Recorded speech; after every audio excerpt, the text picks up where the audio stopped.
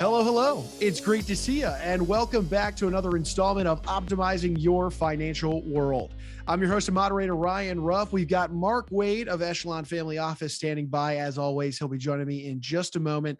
But look, first and foremost, we want to first off, thank you for finding your way back to the show, but also we want to lay the foundation as to what we're going to be talking about today.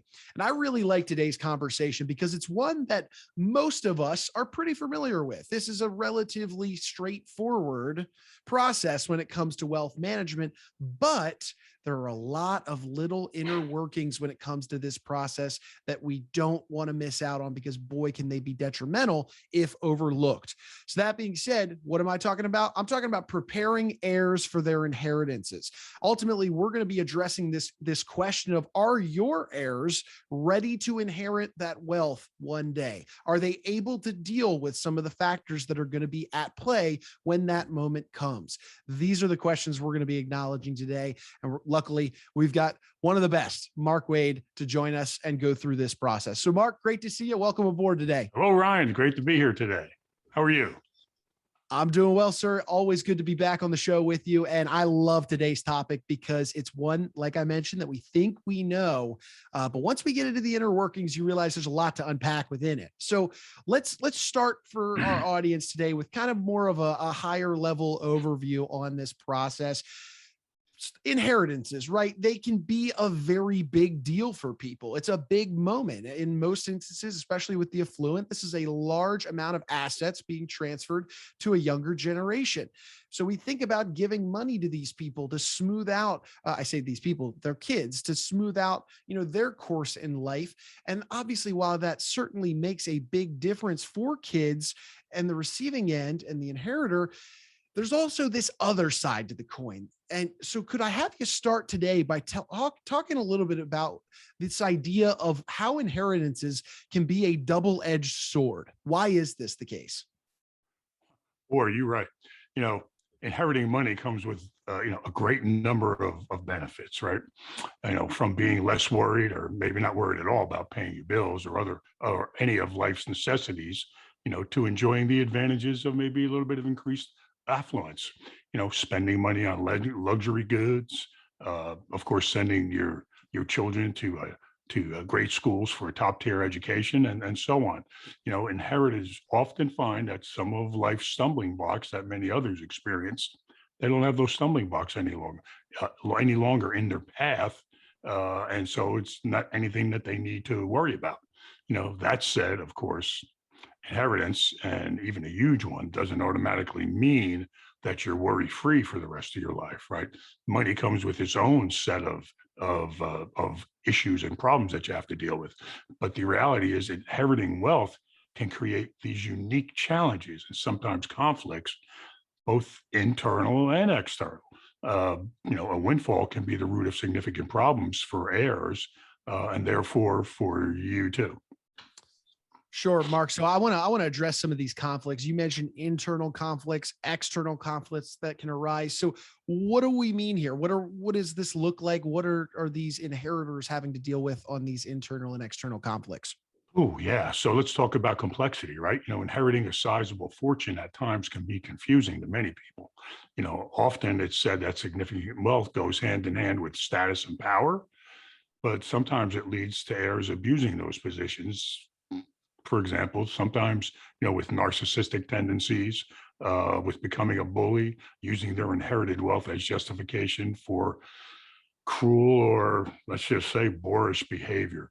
Uh, Sometimes inheritors feel trapped and they feel isolated. The money has kind of set them apart and they have difficulties building trust and dealing with other people once they inherit assets or a large sum of money. So, often inheritors, they think they don't deserve the money. They don't feel worthy of having this newfound wealth, and they end up feeling guilty about it. And they ask themselves, why me? Well, why is this family money an anchor holding them down? They think to themselves. So there can be a lot of emotional or psychological hurdles that have to be overcome regarding any inheritance, and it could make it anything but easy or fun. Right, Mark, absolutely.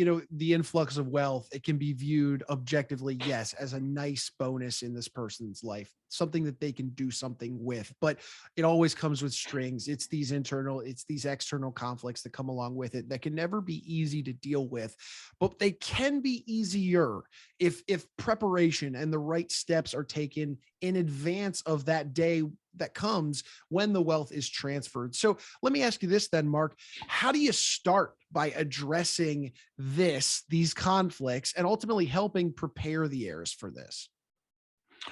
Yeah, great question.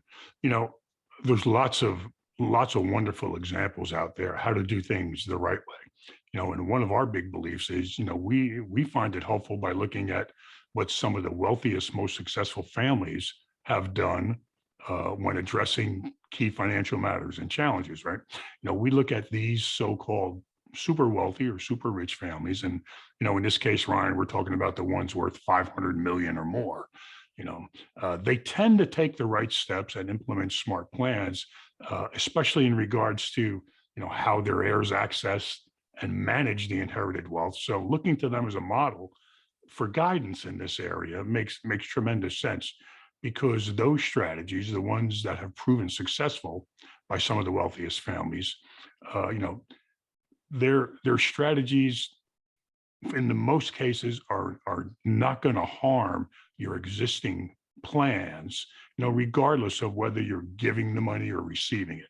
In many cases, these successful strategies can augment your plans, and they are a very valuable additions to being able to implement a properly structured wealth management plan. Mark, I like that a lot, in bringing up successful families or successful individuals. That's what we do on this show. We pluck, lessons to be learned from those and help optimize others' financial world. That being said, what is it that you see the extremely successful families doing, or actually on the flip side of the coin, maybe not doing as well when it comes to passing on their wealth? Well, let's see. In my now 42 years of experience doing the only thing I've ever done, we find that most wealth creators sincerely want to pass the results of their hard work on, to their family and their loved ones, and so they focus on the financial matters. The aim here is we try to be as tax efficient as possible in transferring the wealth, and for instance, things such as utilizing different strategies, tax-oriented strategies that could be used and employed to mitigate intergenerational loss of wealth, those estate tax type of issues. That's a key concern for many of the super rich, and that clearly carries down to many of the families that we work with, almost all the families. So, the aspect of transferring the family wealth, it's really kind of straightforward for most wealthy Mhm. families. But if that's the only thing you're focused on, if you're only focused on the transfer of wealth, you could be missing some really key elements, some really key pieces of the puzzle. You know, the second generation, really a consideration is ensuring that these heirs will be smart with the money, that they'll make intelligent and prudent decisions with the money. And this is where we see some of the most successful families really differentiating themselves in how they view wealth and inheritance in general. And one of the major concerns that the super rich wealth creators have addressed is that inheritors could misuse the wealth that they're given, right?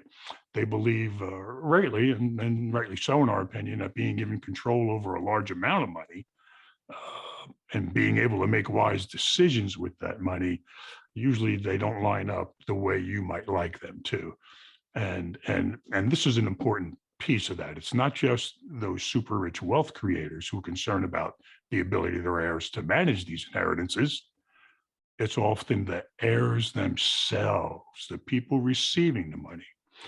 It's easy for inheritors to mismanage their fortunes. And it's why, many inheritors recognize that from the very beginning. All of a sudden, they've got this huge responsibility and large sums of money, and they need to be well prepared to deal with the day when they're going to receive their inheritances. They have to be well prepared. Mark, I'm really glad that you bring this up. This idea of the inheritor losing the money, mismanaging, spending, overspending. That is, we've seen it in so many ways, shapes, and forms. Whether it be, movies, books. We've seen these stories, real life stories. Maybe somebody that's experienced this kind of situation. It happens. So that being said, let's start at the beginning. Where do you begin then to really foster a level of financial intelligence among heirs who are one day going to inherit the wealth? Because that's where it starts, and that's how these issues get mitigated. Where do you start? Well, you said it. You start with the present. You start where they are right now today. And it's a good starting point for inheritors to understand how inheriting wealth might affect their lives and see how the money could impact them today if they received it right now, today. So, let's face it, most teens, by the time they get to their teens, they realize that to some degree, they understand that they either are wealthy or they are going to be wealthy. And so consequently, attempts by the parents to hide or downplay their affluence really is not realistic in many cases. So heirs, they need to consider answers to the questions such as, is wealth a source of terrific possibilities, or is it a source of horrific problems, or some combination of the two? Okay. And, another one is, how is money going to affect my life? Is wealth going to be the cause of serious relationship problems? If so, what and with whom will those problems occur? And to some extent, how do you define yourself by your family money? And how about this one? Okay, so I'm going to be wealthy, but what would happen if all that money just vanished? What happens if it disappeared? Mhm. So, parents need to assess the ability of their children to be able to manage their inheritances. And if the children are not going to be up to the job, what steps need to be taken now, today, so that they're capable and are not going to waste their inheritances when the time that those assets transfer. Sure, Mark. So what I'm kind of gathering from that is that a matriarch or patriarch, they get a good idea of their inheritors, their child's current views on wealth and their current really their abilities for dealing with wealth. And then from there, that kind of informs them on how to further educate the heirs when the time comes. Am I getting that right? Yeah, absolutely, absolutely. And the chances are that there's probably a wide range of ability amongst the heirs to intelligently and, we like to say, prudently handle significant wealth. So that means some heirs will need different approaches to wealth education in order to better handle their share of the inheritance, right? You have to determine, um, is it going to be detrimental to hand over a large sum of assets without taking these education factors into account? You have to prepare the recipients to receive the assets. So, Ryan, I bet you wouldn't be surprised to hear that there are many different ideas about how best to teach your children to manage money. A lot of professionals like to focus on educating them about wealth management, teaching about fundamentals such as the difference between stocks and bonds, as well as methodologies such as asset allocation. But these lessons also tend um, to deal with different possible estate planning strategies too, and including trust work. Most of our clients that are transferring large sums to future generations, they all have a variety of different types of trust involved. So knowing how these trusts work can be critical in understanding how the underlying assets in those trusts will ultimately be managed. So, but we see a problem with this because sometimes the overall approach is generally appealing to inheritors who want to handle the mechanics of wealth management. So they're ready, willing, and able and interested in managing money. But we find that most inheritors are not interested to the degree that they need to be in order to manage any type of large sum of money. So, the devil's always in the details, right?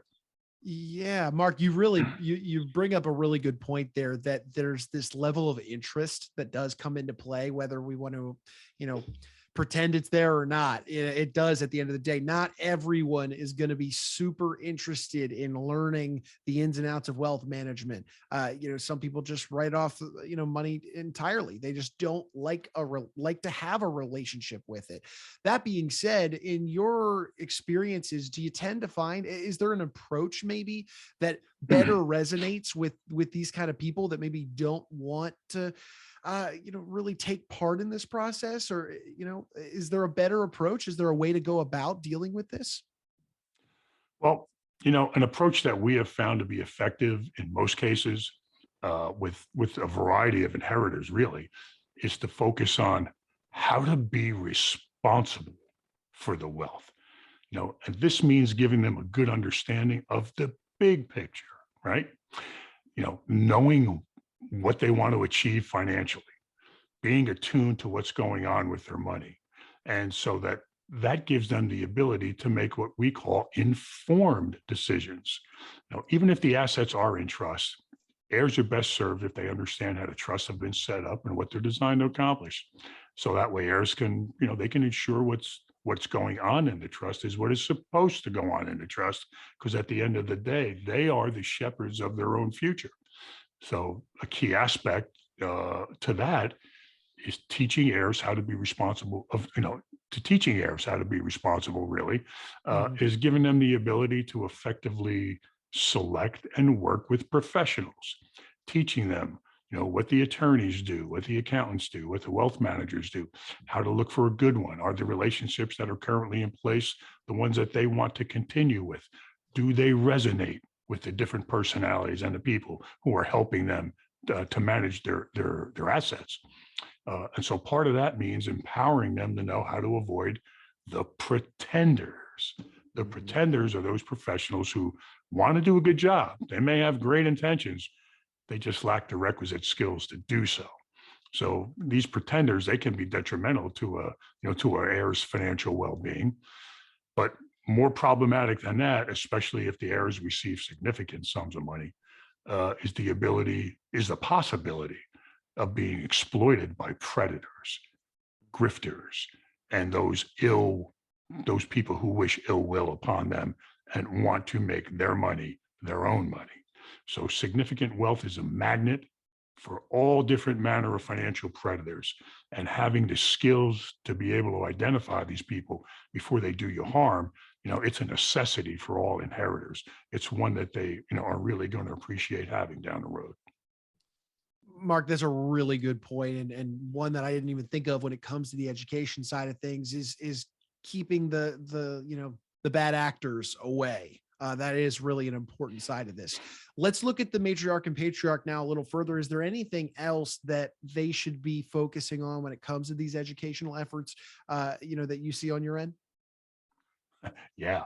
And I hear this all the time, and I hear it more and more every day, actually. So another big area is where inheritor education efforts, how can we train these inheritors to potentially use their money to better the lives of others? An important part of stewardship in an inheritance, involves the deep discussion of values and the importance of using their wealth, their newfound wealth, to have a positive impact on the community, or on the world at large in some cases. And these discussions about philanthropy and the causes and importance to the family, that these discussions really get that ball rolling. Also there could be the need to discuss issues of money and self-esteem, right? Because it sounds kind of silly, but as new wealth can produce feelings of anxiety and even worthlessness among some inheritors, as we have discussed previously, this is often viewed by inheritors as, their inheritor's self-worth, could be tied to their financial wealth. And when that happens, a whole host of things can go awry. So it can fuel intense fear of losing that wealth and therefore losing their self-esteem. So delving into these areas can really help separate people's wealth from their overall sense of who they are, their sense of self, and can help foster a more comfortable relationship, between the inheritor and his or her inheritance. Mark, I love this. I mean, charitable giving is such an important part of the overall wealth management approach and strategy that you and Echelon Family Office focus on. And obviously this is a big area that matriarchs and patriarchs can be identifying with their soon to be heirs. So, one thing I do want to make sure that we hit on for our audience is I want to be clear here. You don't necessarily need to be inheriting enormous amounts of money and assets for these same types of educational efforts to apply to ultimately help the children and grandchildren, right? I mean, these are universal strategies, regardless of your level of wealth, correct, Mark? Of course. And absolutely. You don't have to be super wealthy and have super rich levels of affluence to benefit your heirs from receiving their inheritance in an intelligent and responsible manner. The goal is to get going well before the day comes when the assets are transferred, right? Encouraging your heirs to think about their views, their values, and their attitudes towards money and wealth, and how those things might change if their bottom line suddenly had some additional zeros on the back end, right? In particular, help them understand how some financial basics and smart ways to size up professionals, that they're going to encounter down the road. Armed with this self-awareness and armed with a strong sense of foundational financial knowledge, you give your heirs the ability to get the most out of their inheritance. Sure. I couldn't agree more. And Mark, for those that are listening to this conversation and they're liking what they're hearing when it comes to the educational efforts and how they really do play a big role in this process of preparing heirs for their inheritances, what should they be doing, these families, to help prepare them for that wealth that may be theirs? Where do they get that conversation started? Great question, Ryan. So, the first and probably the best resource is starting with your current wealth manager, right? Especially if your children know them and they see them as a trusted advisor to the family. From there, it may depend on, different specific issues that the family might want to address. For example, maybe the wealth manager enlists an expert in financial psychology to help the family deal with some issues surrounding wealth or regarding wealth and its affluence or its increased worth to the family, which is going to have a direct effect on their self-worth and their psyche. Also, perhaps a philanthropic focused professional should be brought in to discuss concepts, around doing well while doing good. The really good news is that there are so many different resources out there that a family can help to bring bear on making sure that your heirs are prepared, capable, and competent, and have the confidence necessary to manage their wealth moving forward, and for their heirs also. I love that, Mark. And as always, what we like to do towards the end of the show, of course, if anybody out there in the audience, they have any further questions or would like to just kind of have a follow-up conversation with maybe yourself or somebody on your team, Mark, how would somebody from our audience go about getting in touch with you and your team to get, questions answered or even just get this process rolling? Sure. So they could contact us. They could visit our website, Echelon Office, that's ECHELON office.com. They could call 888-892-9882, or they could email me directly, mwade, that's MWADE at Echelon Wealth. Again, ECHELON, the word wealth.com. And Ryan, thanks so much for your wonderful help today. No, Mark, no, always a good time to get together with you. I mean, hey, nearly 4 decades worth of experience that you bring to the table here on this show. And, ultimately it's strategies, it's insights that you're providing for us to help optimize our audience's financial world. And we appreciate you and your time. And I'm looking forward to another conversation as well. Thanks so much. Alrighty. And hey, as of course, we always want to take one final moment to thank you, our audience, once more for jumping aboard today's episode. If you liked what you saw, you liked what you heard, please feel free to like the show, comment on the show, subscribe to it wherever you're checking us out. And then of course, share the information with friends and family, because at the end of the day, this show is meant for you. These are strategies, insights. Mark's taking his time to share some of his view into this financial world. It's the only thing that Mark has ever done. You heard him say it earlier. He knows this process like the back of his hand, and we would hate to have you guys miss out on any beneficial conversations down the road. So for Mr. Mark Wade, I'm Ryan Ruff saying so long, and we'll see you guys next time on Optimizing Your Financial World.